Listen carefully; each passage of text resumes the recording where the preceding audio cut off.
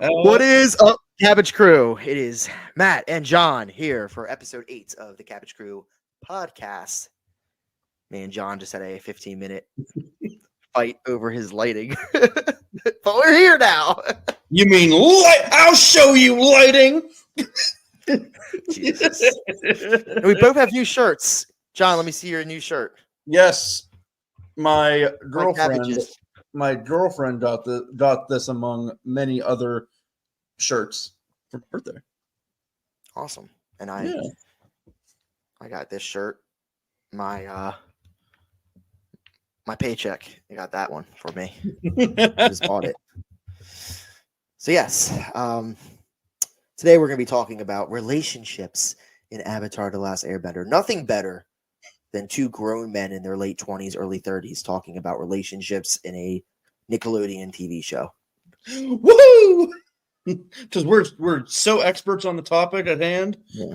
We're coming at this from a neutral lens, from a objective, non-biased approach of. Are we? No, we're not. Any stories this week, John, before we get started? Anything happen for you? Not a whole lot. I mean, I just met my girlfriend's family for the first time, like her siblings. Okay, that's a story. Yeah, just about 2 hours ago before recording this. So very nice. Mm-hmm. Well, I didn't know if you had any cabbages getting thrown at you or anything like that.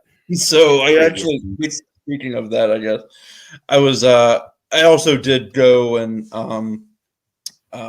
grab drinks with a friend yesterday, and on my way to his house, because we're going to carpool to get the drinks on our way. Because like we grew up in the same town, and so like on the way, there's this farmer's market or not farmer's market. Well, actually, it is a farmer's market.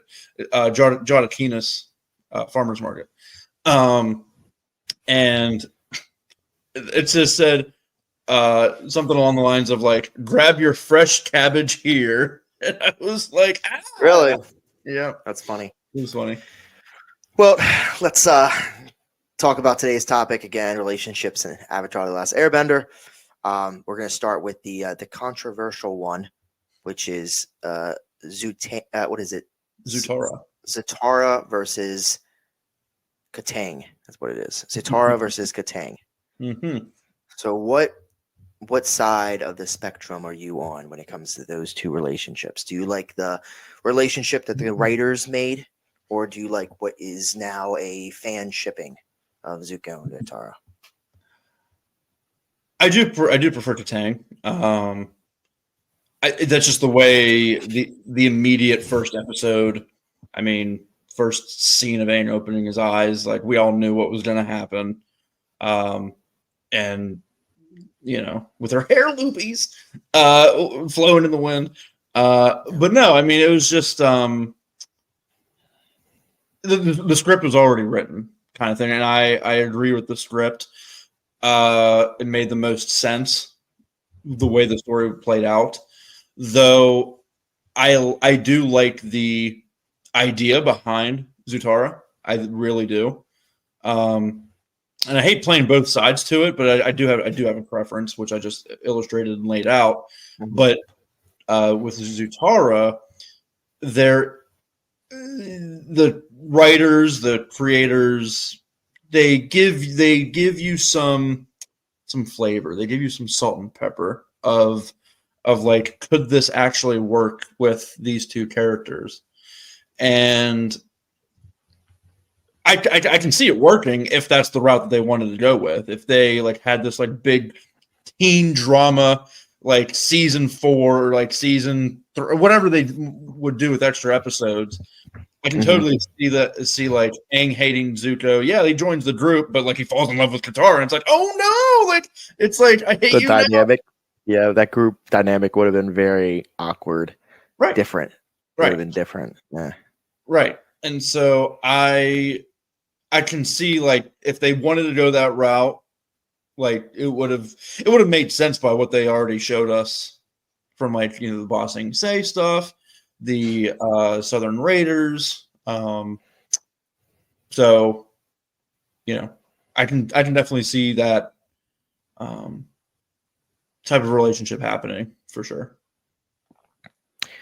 Well, I like what they did because kind of to repeat what you said. I feel like from the beginning of the series, it came full circle, and we saw crumbles of the breadcrumbs, kind of in especially like season 1, season 2, from the fortune teller episode, Cave of Two Lovers, multiple times where Katara felt like Aang did something that she really liked and they gave him a kiss on the cheek. I feel like all that would have been not wasted, but it would have been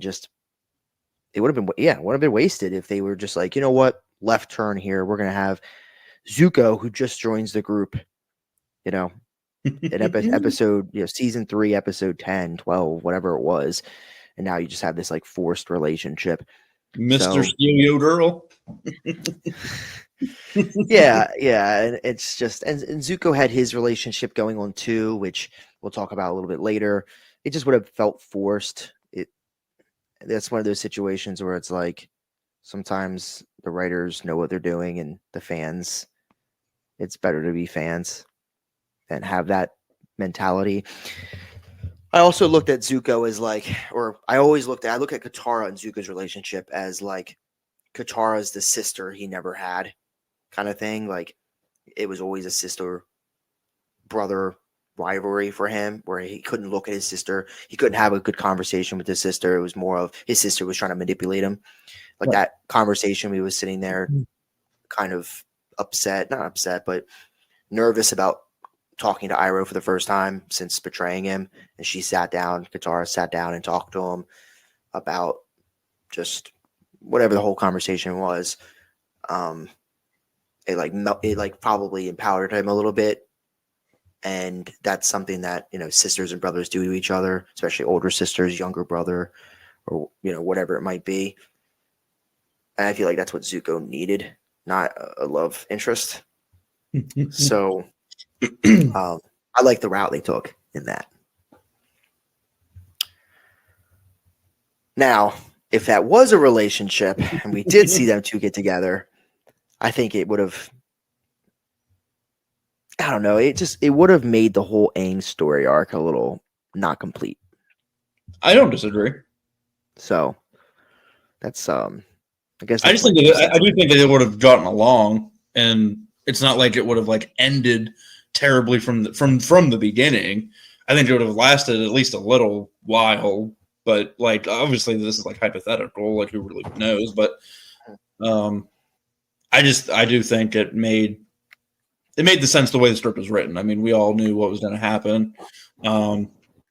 It's just like when the idea first came about, it's like two people who grew to hate each other in the beginning, Katara and Zuko, because Zuko, traveling around and trying to capture Aang, and having the same commonality of like, oh, this is what the Fire Nation did to my mother and your mother. So it's just like relationships can happen that way out of like past trauma, and like that's why it made sense to me, like about that idea. What about friendships though? Like you can't sit there and say, I'm not saying you can't develop a friendship. I'm just saying that's where the idea behind, like, you can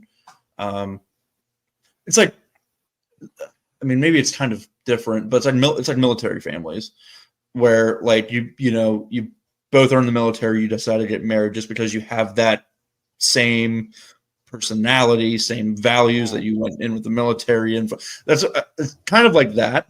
For victims of the Fire Nation. Well, victims of the Fire Nation and lost a mother do it. Right. So they could connect. Mm-hmm. Yeah, I mean, I think that's the whole point of that, was connecting Katara to Zuko early so she would trust him, and then that's part of his arc is gaining that trust pretty quickly because he is a victim as well, and then backstabbing her essentially at the end of season 2, which was part of his redemption. Yeah, I mean, look, the writers, to their credit, they knew that was a subject because they not made fun of it, but they made it into a plot point right before the finale. Mm-hmm. You know, and I say this with Core. We talk about this in our Core review, which will be coming out around when this video comes out. The one thing I did not like about season 1 and even season 2 was the triangle, the love triangle. And I don't know if these writers are just not good at writing the love triangle, and they didn't, or if it's just there's just too much going on. But the last thing I wanted would have been a love triangle right before the finale of Avatar: The Last Airbender.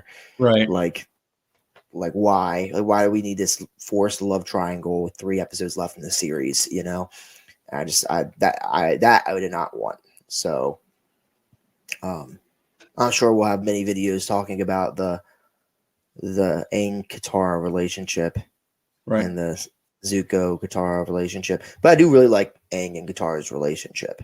Yeah. You know, it was always like her that was able to comfort him, either if it was Avatar State stuff or if it was losing Appa. I mean, we saw very early on her being able to control him in a way that no one else, like just talking to him. And I think it was episode 3 when he went into the Avatar State, and then her reaching out and talking to him calmed him down. We saw that happen again in the desert episode. And so something that she was able to do, comfort him. And then I think as season 2, but maybe season 3 came around, that feeling became a little bit more neutral as well. Right. So anything else about that relationship, or we jump into the next? Because we got a bunch of them. I guess what was your favorite? And I know there's not many, but I would like to ask, like, what's your favorite Aang and Katara moment, like, together? It doesn't have to be as a couple, but like together, or Zuko and Katara. Yeah, so Aang Katara, I would say, is probably, might be missing one. It's probably the desert scene where the Sandbenders find them. I would say that's probably the first time. I would say that's the first time I could see myself. I don't remember because I was so young, but I would say the first time if I was sitting down with someone new and they never watched Avatar: The Last Airbender, the first time if I had to make a guess, I'm like, okay, you're gonna give me $1,000 if I can guess the first time someone's gonna like tear up a little bit. Mm-hmm. I would say it's the scene where Aang goes into the Avatar State because of Appa missing, where he confronted the Sandbenders, and he's tearing up in the Avatar State. Sand everywhere, everyone's running away from it, and Katara sticks there and stays, grabs his arm, and comforts him. That's probably the first time I would think that like someone would get the chills and tear up a little bit. That's probably my favorite scene with them two. Good. Favorite scene with Katara and Zuko is when they're both locked up together, and it's the first time you really see them two connect. You know, where she's crying because of her mother, and he says something along the lines of, paraphrasing, but something along the lines of like, you know, I lost my mother too. That's something we have in common. Mm-hmm. When she says, I lost my mother to the Fire Nation. That's a good scene with them too. So now here's a little bit of a switch up. What's your favorite Zuko versus Katara moment? Because they do fight multiple times. It's definitely the North Pole. The first time they fight? Yeah. Well, it's the first time. I mean, because you get a real fight, it'd be the North Pole. Because you get the finale. The finale of season 2, they fight too. Yeah, but no, it's the first one, the North Pole, where, you know, you rise with the moon, I rise with the sun. I mean, it's that one for me. I thought you changed. I did change. Yeah, some great. Yeah, they have some great scenes. Yeah. So I always see fan art and stuff of like them two kissing, and like you know, Zuko damaged from, you know, thank you Zutara, then kisses her. You know, it's like, right, oh my right. gosh. All right, well, let's talk about a couple other relationships. These are the legit relationships. I might be missing one, but these are the legit relationships, not shipping relationships. I just want to see your thoughts about. We'll run through them. So you have the Sokka and UA relationship. What's your thoughts on that? I'll be honest. First time watching it, I was like growing up and all that. I was actually very approval of it. Like I approved it. Okay. Mainly because I didn't know if Suki would come back. I just thought maybe she would have been a 1-episode character. Mm. And so I thought ending of season 1, Sokka's like has another love interest. I thought that just made sense at the time. And so I do like it. I mean, it's they learn from each other about, our culture is a little bit different than your culture. Our culture is more traditional. Your culture is a little bit more, has more freedom to do as you please when it comes to marriage and what relationships you can have and like what kind of who can learn bending. Do what? Who can learn bending? Oh, he said who can learn bending. I got what you mean now. Okay. Yeah. Like what you can do and being a warrior. Correct. Okay, gotcha. Like learn bending, like mind bending. He threw me for a loop there. I was like, learn bending. I never heard that one before. Yeah, I mean, because here's they liked each other. Sokka was head over heels first.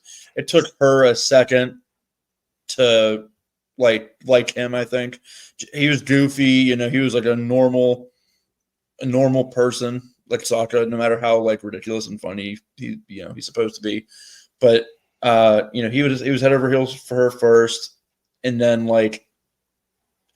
and then she eventually caught on and ended up liking him. But it just took someone different like Sokka to show her that there's more out there, right? Than just the arranged marriage that she was going to be thrown into.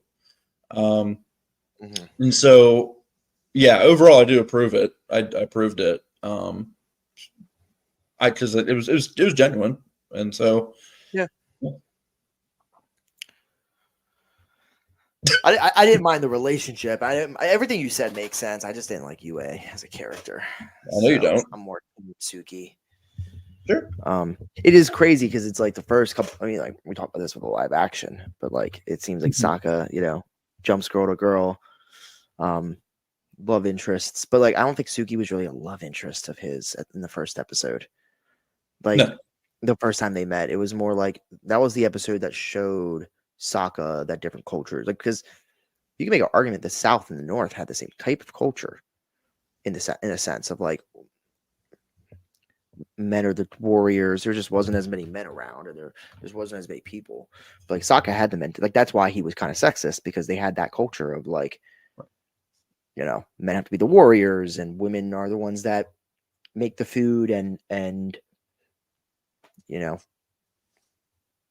make wool, whatever, do do whatever, and then the men go out and fight, and the girls are the ones that heal them. So it's like that culture was built into Sokka's mind. So when he went out into the real world, he learned differently, and then he brought what he learned, he brought to that culture, and then she fed off of that and was like, oh, like you said, oh, there is more than this culture that I was growing up on. Right. So just like how Suki taught Sokka, there's more than the culture you're brought up on.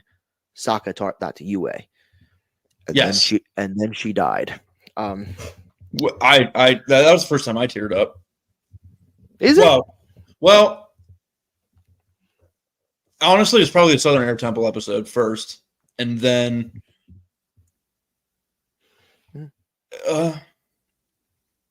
I would say the problem with the Southern Air Temple is that I don't know how invested you are in Aang by episode 3. I was, because a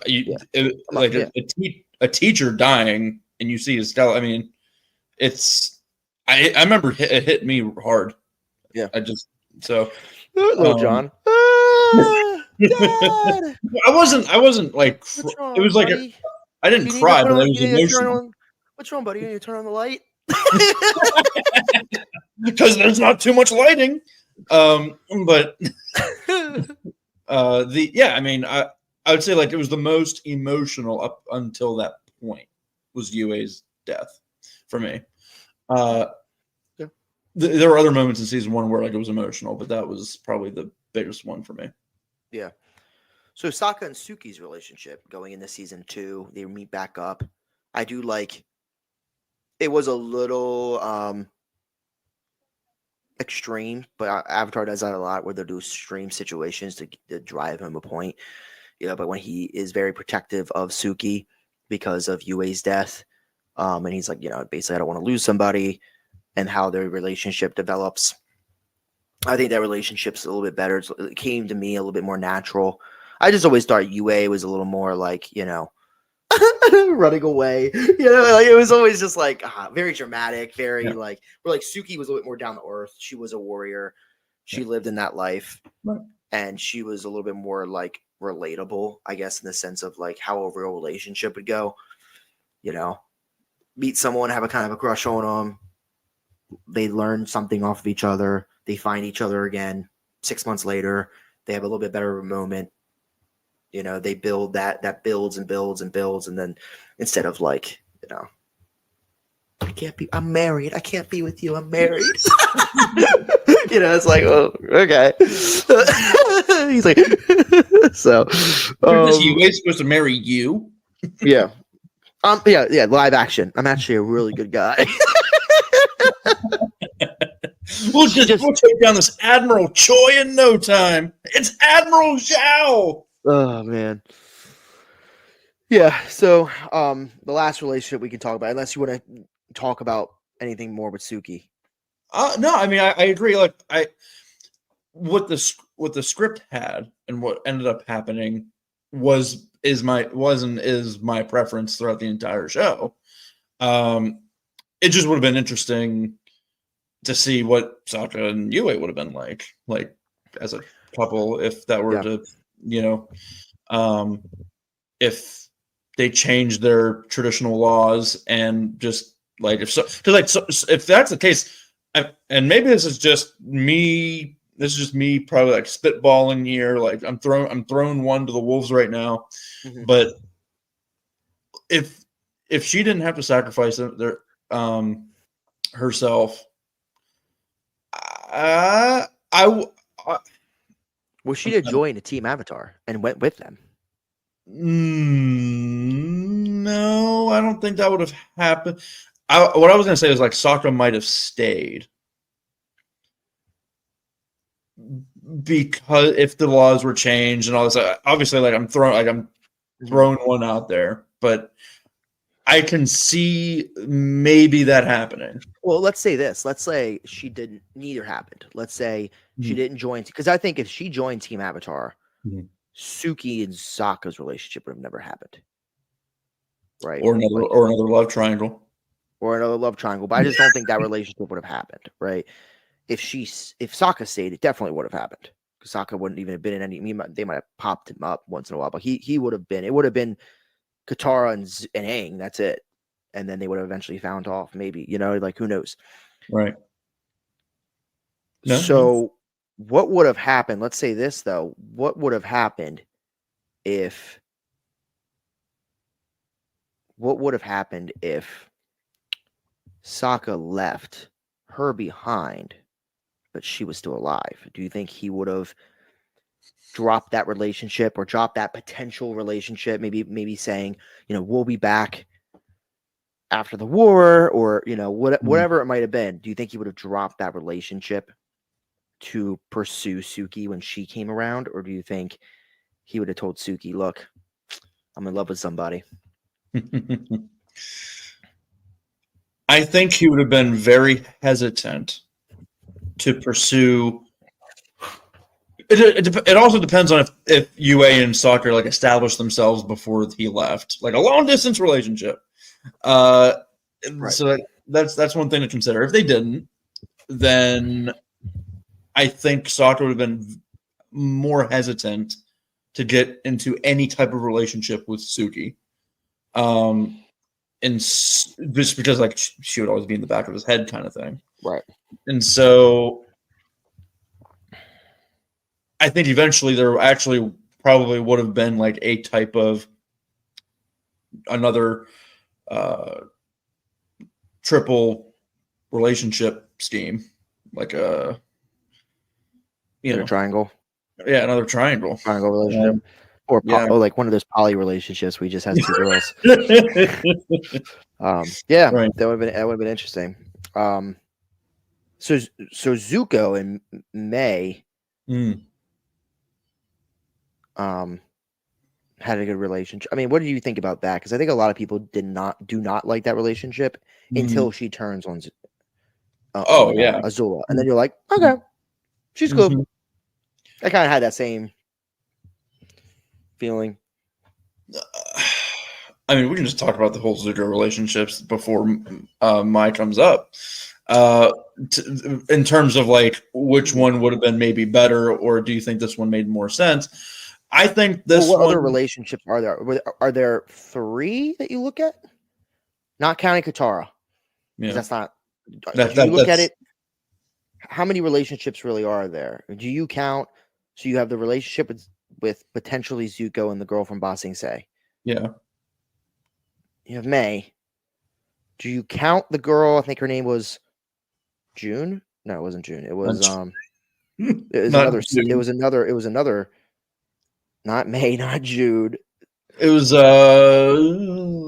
I feel like it was another. It was the girl that shows him the scar. Correct. I feel like I know who you're talking about. I feel like her name was another month, like April or something. But anyway, wasn't the one in Ba Sing Se named Lee? It was like an E. You know, you're right. June's the. I don't know. The Ba Sing Se girl, I couldn't tell you. The girl that was showing him the scar, we'll just call it Scar Girl. And it's so bad. So, do you think that was even a relationship thing, or is that was just like you're reaching with that? I'm reaching on that one. That's why I brought it up. No, I'm not saying you are. I'm just saying like people that think. Yeah. So the Ba Sing Se girl, because he goes on a legit date with her. Correct. That could have worked. She was super nice. I think that I really do think if he was more open, that could have definitely worked. Like she was so into him. Do you think if Aang never showed up and he never, let's say he just lived in Ba Sing Se for the rest of his life, think that becomes a thing? Yeah, 100%. Okay, yeah, that was a. He does say the date was nice, like so. Yeah, he liked it. He just needed to get a kiss, and he's like free coupon.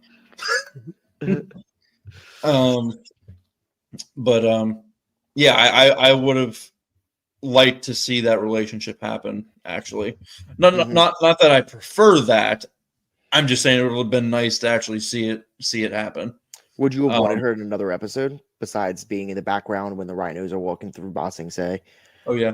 Would you have liked her maybe in another maybe in the episode where it's the Earth Kingdom and he's sick, like pop up? Yeah, like check in on him or something. Interesting. Yeah, I actually liked her character. I mean, even though she was only in there for like 5-6 minutes. Yeah, like she you can just tell like how into him that she was, and just super nice. Like I don't know what else there is to say or more to say, but yeah, but you can tell Zuko wasn't used to people being nice to him. Yeah, I don't think he was just used to nice. Yeah, like it was odd to him, and he was just getting out of his shell. And then someone might argue that maybe he was wrestling with his feelings for Mai. Sorry. Mai? No, It's May. My Valentine's. I'm thinking about My Valentine.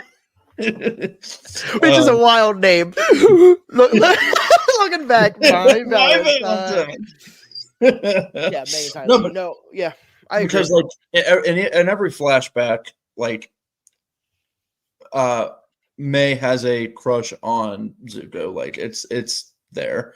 Mhm. Zuko doesn't really notice. He's a kid, but it's evident that May has feelings, and it does make sense that like as they grow older, like they grow closer, just because of like how powerful her dad is and her position, her dad's position, and like obviously son of the Fire Lord, the prince. Like it makes sense.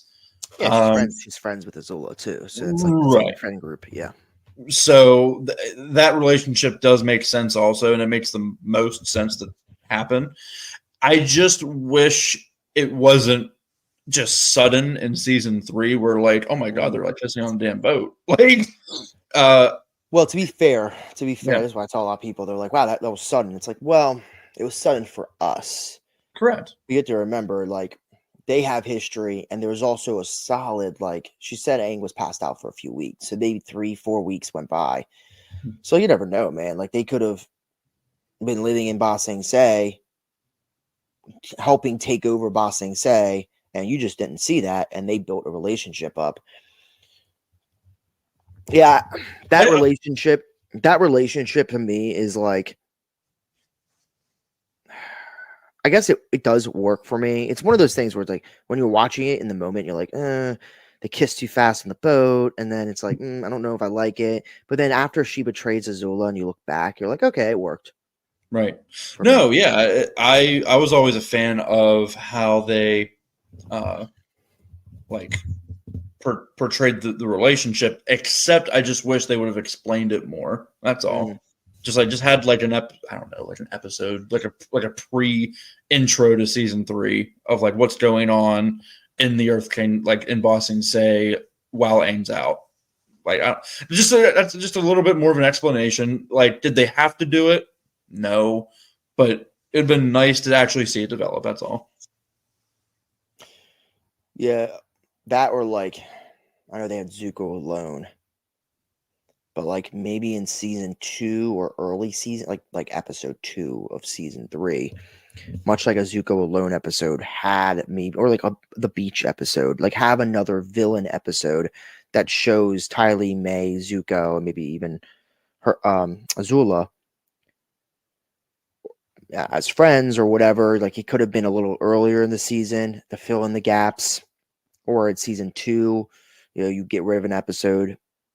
I don't know what episode it would have been, but there would have been an episode maybe of the 3 girls off traveling. And I mean, they kind of show it in Zuko alone of their relationship with them.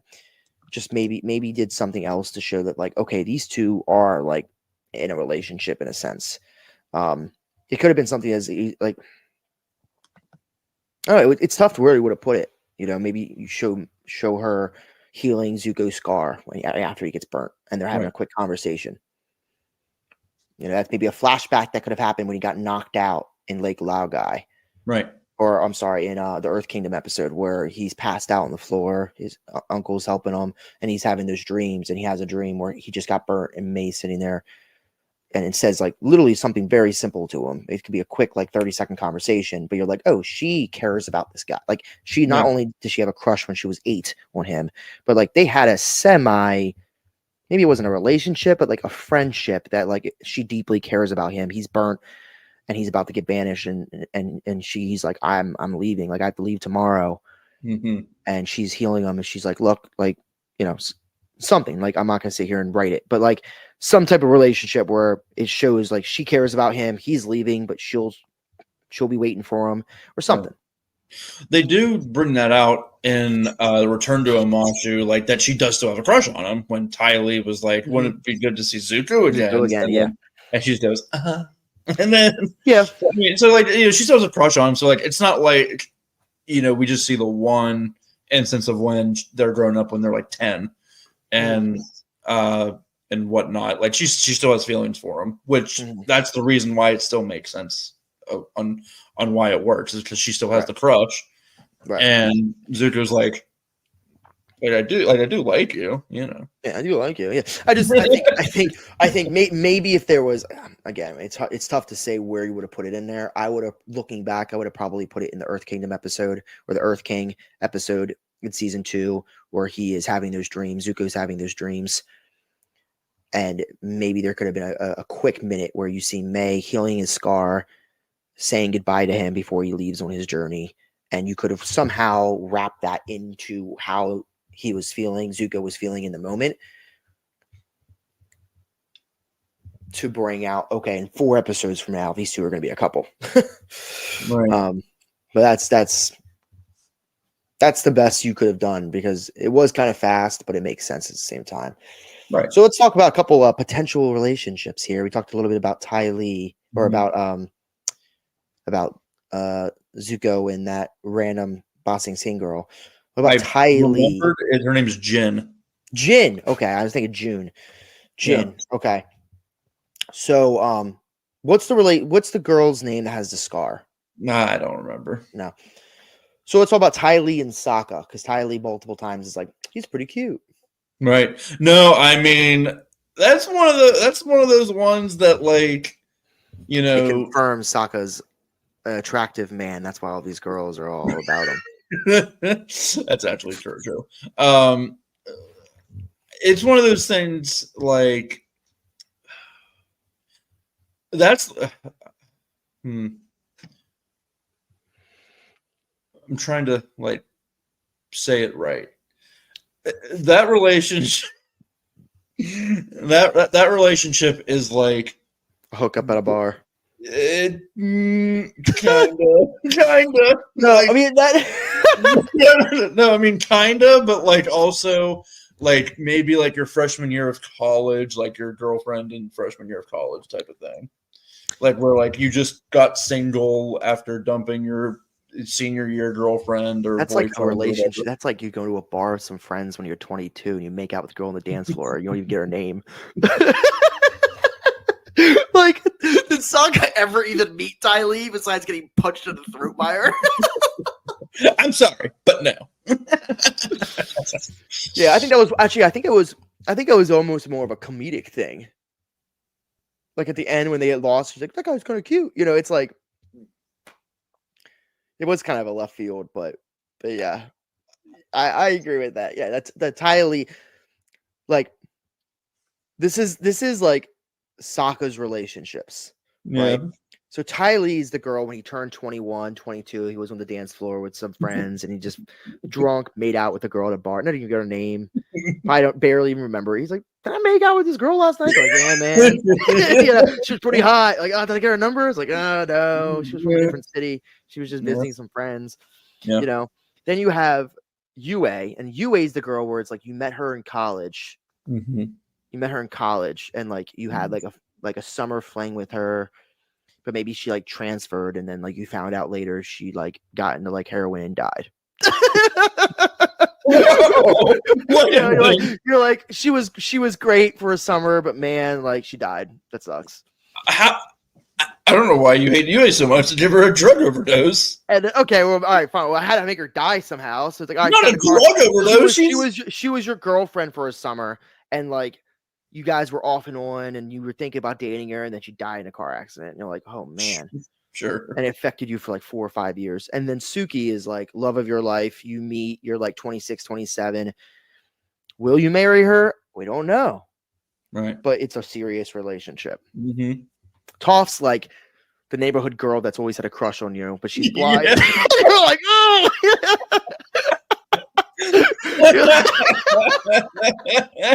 You're like, you're kind of cute, but I don't see myself. And here's the thing, she wouldn't be looking out the window either. Yeah, like you're like Toph, neighborhood girl, kind of cute. Okay, but you're blind. And you're kind of an asshole. Honestly, we can go back to this, but I feel like any relationship like Toph gets into would just be like it'd be like very fine line, like domestic abuse, because she always punches people, and it's like that's how she shows punches people. She punches people. She doesn't want anything to do with anyone. Yeah. So anyway, we'll move away from that. So hard. We'll move away from that. So what about Katara? And there's a couple small little like not flings, but like a couple like Katara. When Aang's still in her eyes a child, mm-hmm. you know, she is too. There's a couple like teenagers that she's into. So Mhm. Haru. I never bought that for a second. Yeah, no, I agree. I never, whoever's in support of that or like thinks that would have happened, they're blind. Again, the writers make fun of it because it's like, I found out something, like, oh, Katara and Haru did have a relationship. Like, no, I found a picture of Zuko or whatever, is like, it made no sense. yeah, It was that was never, yeah. That was just, that was always just like I think Haru maybe had a crush on her or liked her in a way. Maybe. I mean, he was a quiet dude, but yeah, maybe. But like there's no evidence of that. It was yeah. If it was important, it would have been in the live action. And they would have changed it up. Yeah. They would have made him gay. I'm not gonna say anything. Jet. Now that was like the high school, like she's a freshman and he's a senior. Like you're looking at, like you're so like into him and like the older guy, and that's where that is. And then you find out he does something like fucked up, and you're like, maybe I don't have a crush on him. Right. Yeah. Like if he was like a jerk on like whatever sports team that he was on, like he was just a jock, like a bad jock. Right. And so you're like, maybe not. Right. So or maybe women are different, man. Like, you know what? always those athletic ones. Yeah. But no, it's things like, can I take you to a nice dinner? She's like, I don't know. Jet's not responding to me, but maybe he will. Can you bench press 250? Yeah. Yeah. I mean, I think Jet never liked her. He was just manipulative to her. She just used. Do you think? I think Jet liked her. No. He was just going to manipulate her because he knew how infatuated she was to him. So that's my take. I don't know, man. I think Jet liked Katara in a maybe not like head over heels, like he didn't look over at her, but I think he had. I think there was something, because even when they see each other in Ba Sing Se, he's like, he's genuinely sorry. He's like, I mean, he's not trying to get with her or anything, but he's like, I can help you guys. Like, please just let me help you. Like, like he feels bad. He was just a lost person, 17-year-old who just lost his, lost his family and he wanted revenge, and he knew this girl that liked him. You're right. Like in that moment, he was manipulating her, but I think he genuinely I think looking back, Jet was a genuinely good person who just was doing bad. He was doing bad things because he was lost and he wanted revenge. Yeah. No. Because you see him sacrificing his life, or at least helping the crew, and maybe sacrificing himself to help Aang find Appa. We're not debating whether or not he was a good person. We're debating on whether or not him and Zutara would have worked out, and I just don't see it. Yeah, well, I don't think he was. But what I'm saying is that all kind of comes back to he was a genuine, nice person, who was a good person, who was just manipulating her in the sense of it was helping his path. But I still think he did like her, but not relationship like. I don't know, man. Maybe I think so. No, it was all manipulation. And then even when he became better, I'm not saying quote that he didn't get better. He did get better, but there was nothing to insinuate that was gonna be there was nothing to him. It was somewhere around the line when he was like freedom fighters. I think when Aang said freedom fighters, he was having all those memories, and one of the memories was him and Katara. Right. So so I think he genuinely did like Katara in a sense. Maybe it wasn't Google eyes over this new girl that came to my clubhouse, but I think it was like he thought she was cute. It could have been something as simple as he thinks she's cute, or it just could have been just freedom fighting memories that happened recently in his past. Have you ever thought of that, Matt James? Then why would she be in the memory? Because she's not a freedom fighter. It was a freedom fighting. It was a freedom fighting memory. Like it was just a memory. I don't think it was. You can maybe dive deep and be like, but it's a subconscious. Like maybe there was you could make that argument. I'm not on that side. Okay, fair enough. So, I mean, we're basically done all the relationship stuff, but we will talk about one more relationship we really didn't see on screen, but our thoughts of that Mm. relationship, which is Fire Lord Ozai and Ursa. Mm. Now, from the comics, and I don't love the comics. You don't even see. I just haven't read them yet. No, I haven't either. But I mean, I've dabbled into it a little bit. But from the comics, it's a arranged marriage. Ursa actually doesn't love the Fire Lord. I don't even think he loves her. It's an arranged marriage. So I really don't even know what the question I'm going to ask here. But what's your thoughts of the arranged marriage? It seems like arranged marriage isn't just a culture from the Water Tribe. Yeah. Well, Well, no, I would disagree with my own statement there because it was an arranged marriage due to the fact that Ursa had Avatar blood in her. correct. That's why I was arranged. Mm-hmm. So you don't think there was any love in there? You think it was all power?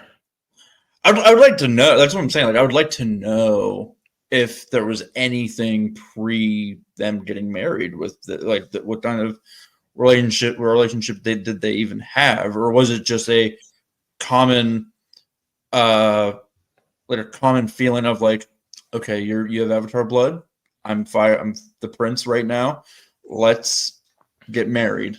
Like, I don't know if it was just like a mutual, like maybe it might have been not been mutual, but whether or not it was mutual or not, I would have liked to see how that developed. I am very pro arranged marriage.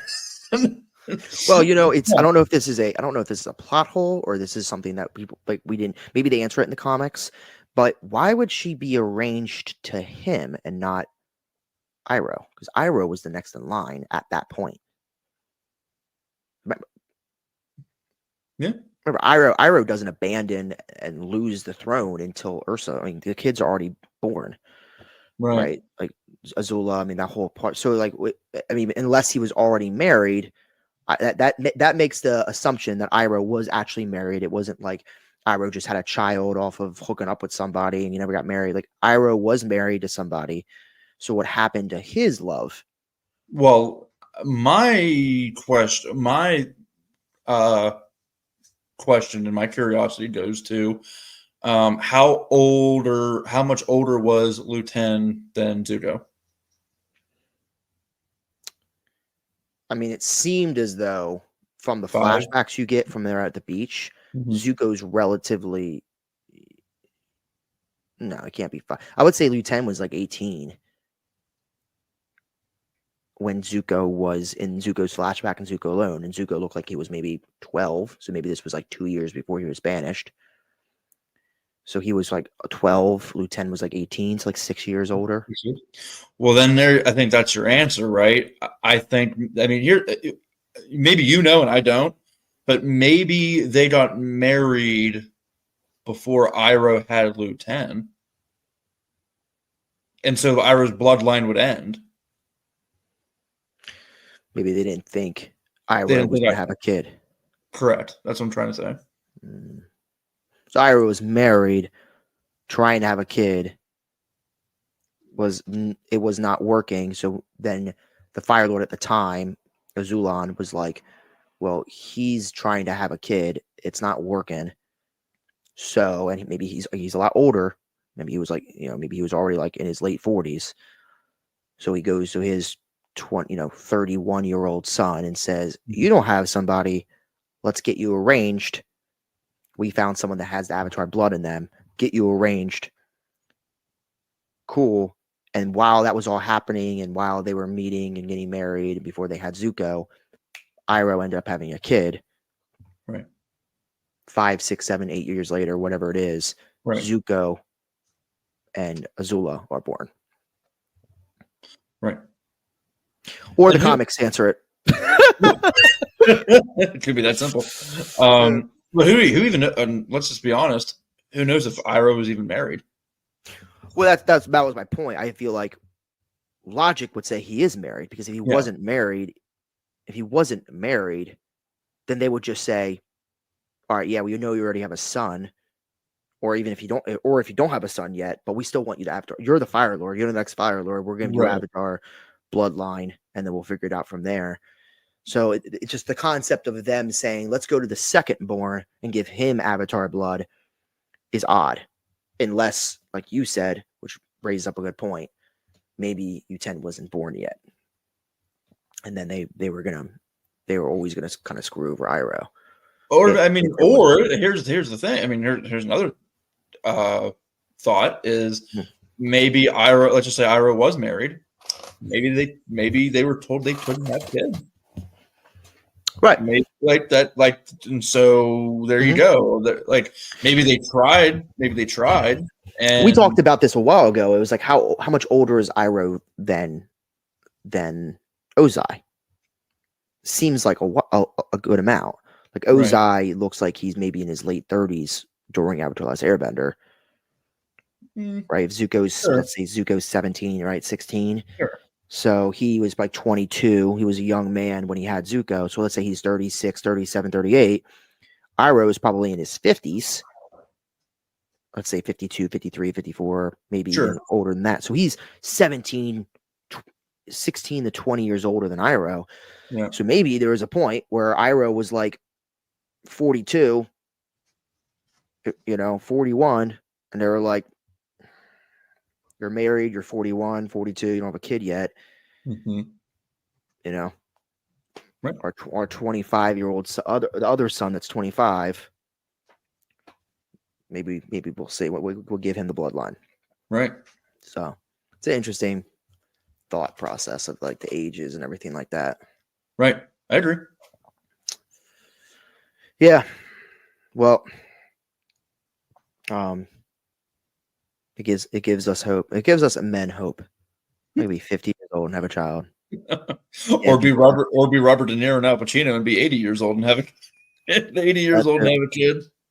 That too. Any other relationships you want to talk about before we end? Are there any other Azula and Ranjan? Chan and Ranjan. I like the Chan.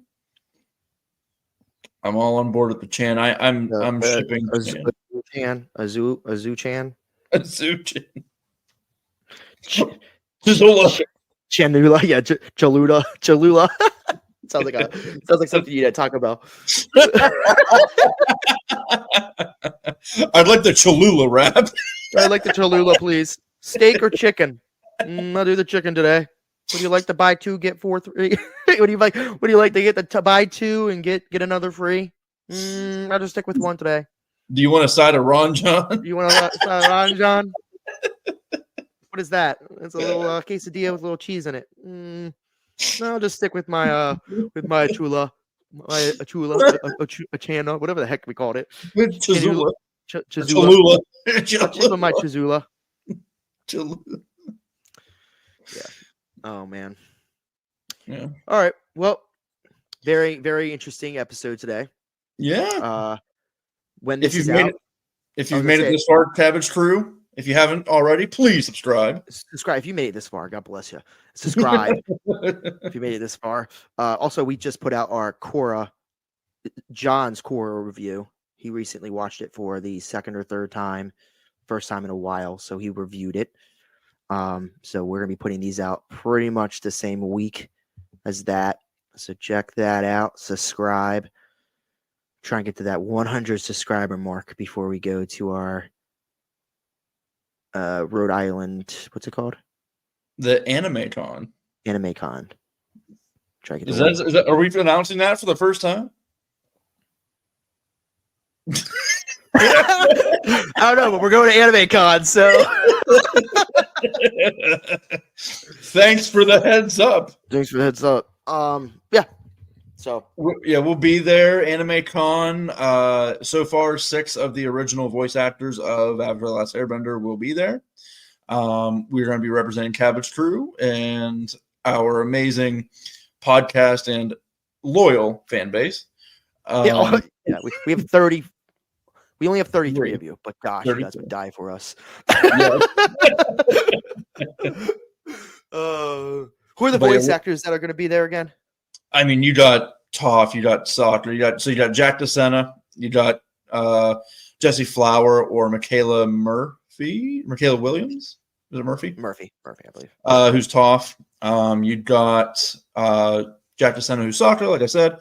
You got Jenny Kwan, who is Suki.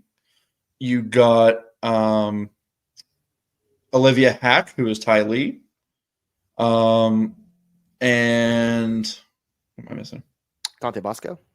Zuko will be there. I'm sure the voice actress of May will be there, correct? If Yeah, but I don't remember her name. voice of May will be there, but I don't remember. Maybe my Valentine would be there too. And I know that Grey Delisle, who is a voice actress for Azula, she's been adding cons to her list throughout the months of April and May. So June hasn't hit yet, so she might be going. She might be going to Rhode Island. Maybe we'll see. But yeah. And then Steel City Con, I will be attending that because it's in Pittsburgh. The two live action actors, Sokka and Suki, will be there. And so I'll be hopefully talking them up and being like, I know you got paid for this, but do you like it? Yeah. I'm sure they had a fun time. No, yeah. I mean, we're just going to be talking because they're all fans of the original cartoon anyway. So we're just going to be talking. If there's nobody else around, I'll just be the guy who doesn't leave. Another question, please. I'll give you another $10 for another question. They're like, is this guy an addict? Cool. All right, Cabbage Crew. Well, thanks for joining, and we'll see you guys next time for episode 9. Yes.